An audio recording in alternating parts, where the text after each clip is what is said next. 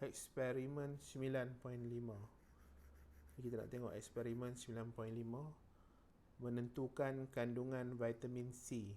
Kandungan vitamin C dalam jus buah-buahan dan sayur-sayuran. Ya, tapi cikgu rasa cikgu buat jus buah-buahan saja ni. Jus sayur-sayuran ni tak ada. Dan kamu boleh buka muka surat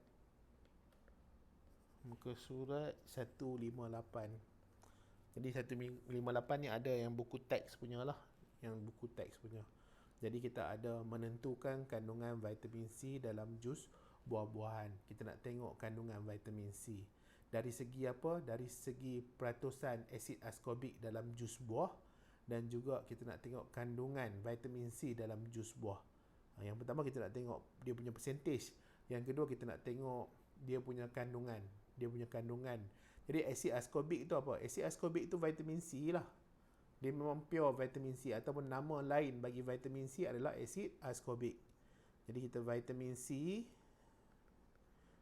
nama lain dia adalah asid askorbik. Okey, nama lain dia bagi asid askorbik. Boleh ya? Jadi atas ni adalah tujuan dia lah. Tujuannya kita nak tengok kandungan vitamin C, dan juga kita nak tengok kepada peratusan vitamin C dalam jus buah. Apa penyataan masalah dia? Jadi bila sebut tentang penyataan masalah ni, dia mesti berkait dengan kita nak tanya sesuatu yang berkait dengan tujuan. Dia melibatkan pertanyaan. Dan mestilah ada tanda soal di hujung ni kalau dia melibatkan pertanyaan. Jadi apa pertanyaan dia yang berkait dengan tujuan? Jus buah, jus buah sajalah, tak sayur-sayuran tak ada. Jus buah yang manakah mempunyai kandungan vitamin C paling tinggi? Jus buah manakah yang mempunyai kandungan vitamin C paling tinggi? Sekali lagi, jus buah manakah yang mengandungi kandungan vitamin C paling tinggi? Jadi kita ada banyak jus buah dalam dunia ni. Kalau nak buat satu-satu tu memang penuh lah kita punya peti sejuk tu ya. Kita ada jus rambutan, kita ada jus durian, kita ada jus manggis. Jadi ada macam-macam jenis buah kan. Tambah-tambah buah-buah tempatan lagi lah. Jus langsat lah, jus dokong lah. Jadi bolehlah kita nak cuba jus-jus semua tu. Ya, boleh nak cuba. Tambah-tambah kalau musim dia tak ada masalah kita nak cari. Kemudian kita pergi pada hipotesis. Jadi hipotesis ni apa? Hipotesis ni adalah ramalan awal, ataupun kalau bahasa Inggeris, cikgu suka lah guna bahasa Inggeris ni, educated guess. Educated guess. Kita guess. Bukan tetamu ya. Guess tu maksudnya kita ramalkan, kita punya prediction. Educated punya prediction. Jadi maksudnya bila sebut tentang educated tu, kita buat ramalan berdasarkan pengetahuan yang kita ada. Apa keputusan eksperimen ni? Macam mana eksperimen dijalankan, akhir sekali keputusan ni macam mana?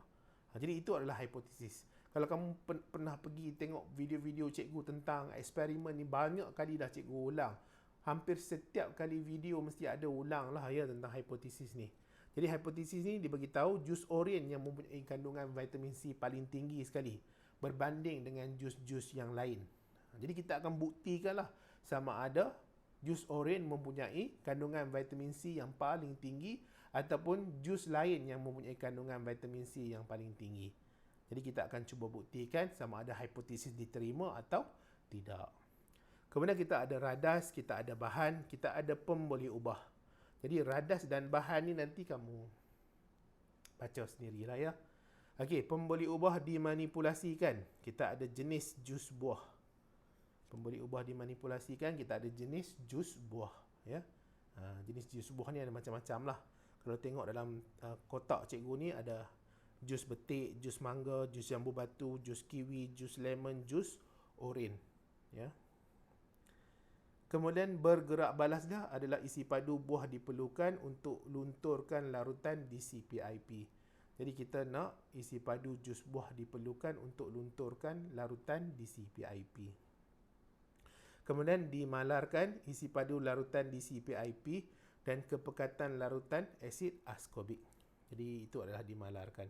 Sekarang ni kita nak pergi kepada prosedur. Jadi prosedur yang mula-mula sekali kita akan uji untuk isi padu asid askorbik yang diperlukan untuk lunturkan DCPIP. DCPIP ni warna dia apa? Warna dia biru.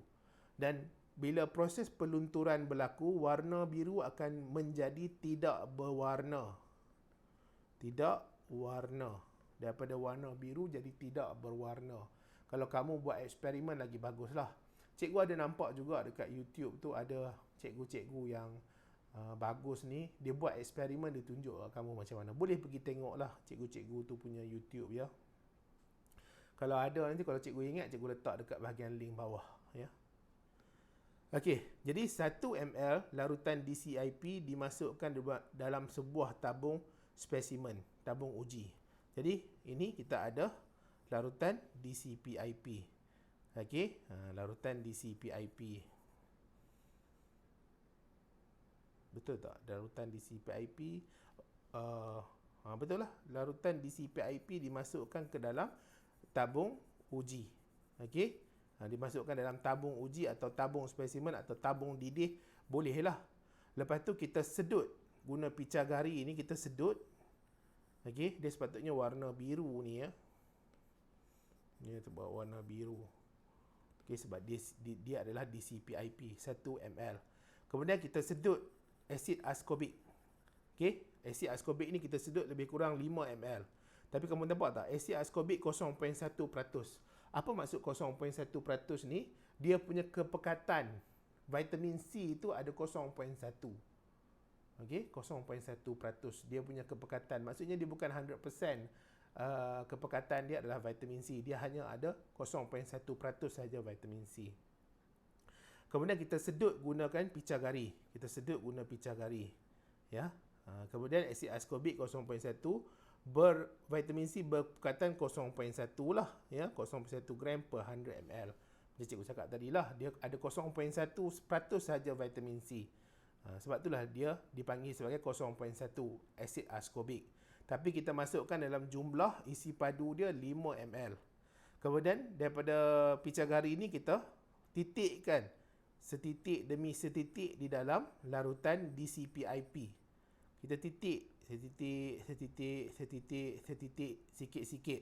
Tapi kamu tak boleh goncang tabung uji ni, tabung spesimen ni tak boleh goncang. Sebab apa? Kehadiran oksigen boleh menjejaskan keputusan lah. Dia boleh ganggu proses pelunturan warna bagi DCPIP ni.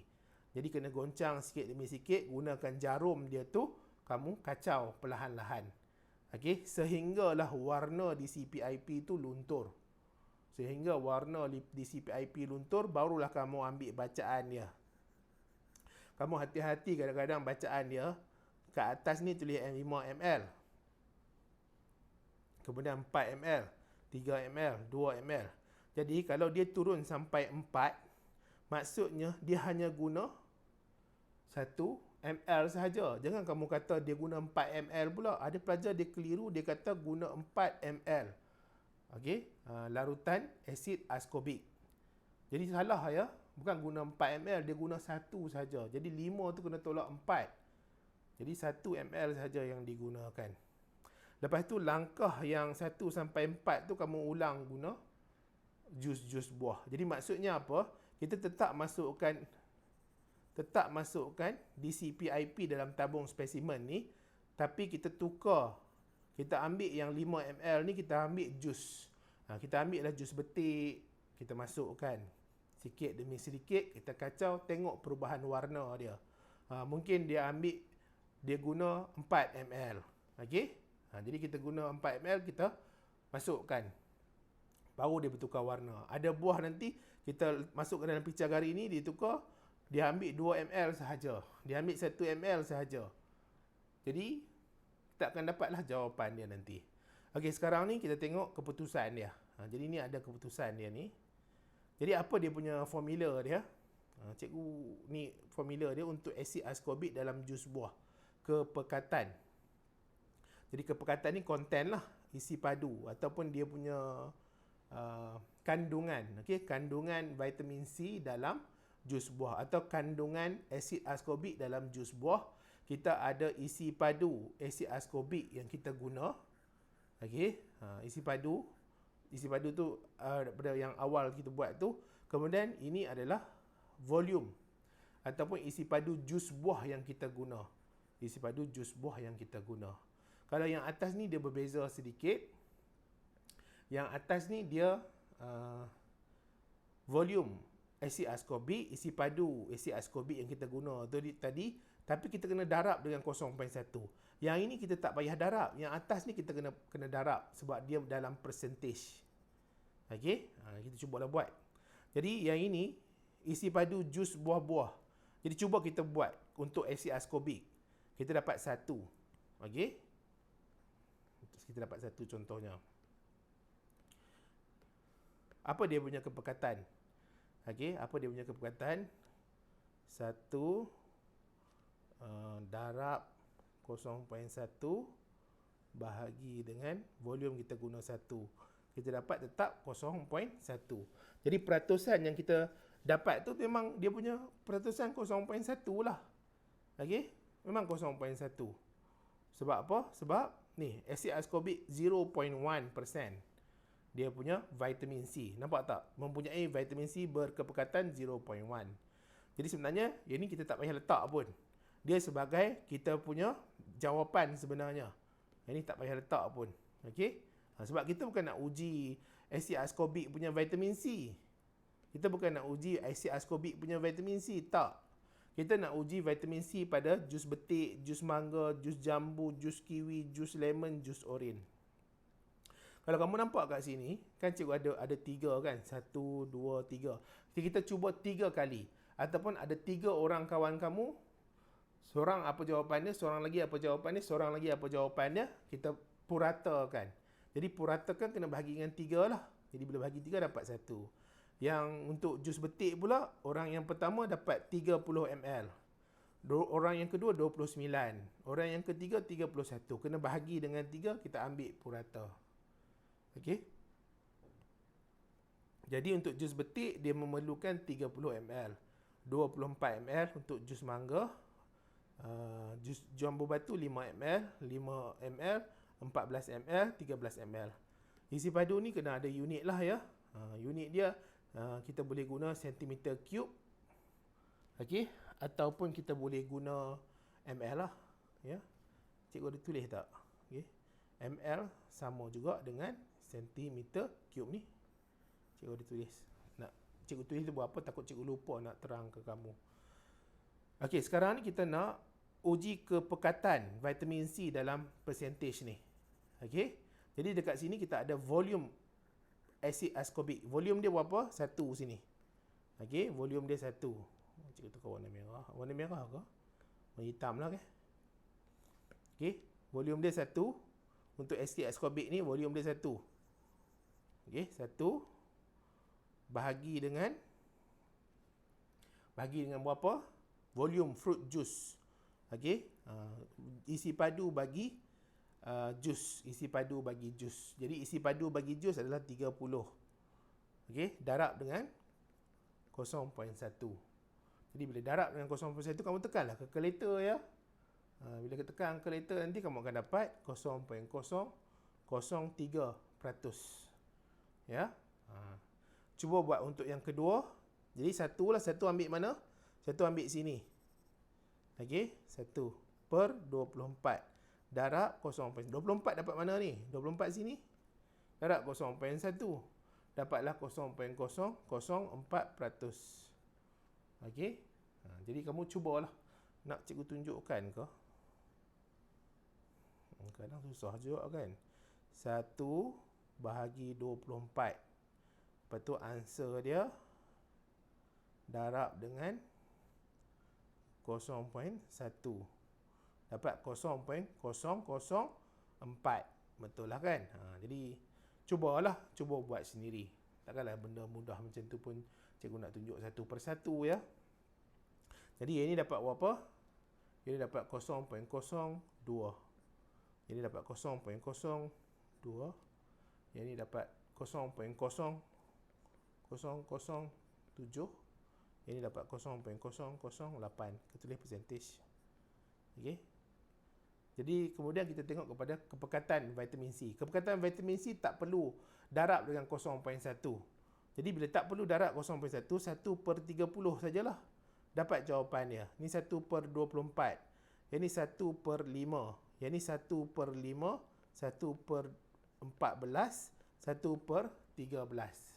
Jadi ni akan dapat 0.03, 0.04, 0.2, 0.2, 0.07, 0.08. Ya, jadi dia punya kepekatan vitamin C. Jadi kalau kita tengok kat sini, yang mana yang paling tinggi sekali? Vitamin C. Jadi paling tinggi sekali vitamin C adalah pada dua ni, jus jambu batu, jus kiwi. Okey, jadi kesimpulannya jus jambu batu dan jus kiwi mempunyai kandungan vitamin C dan kepekatan vitamin C paling tinggi sekali.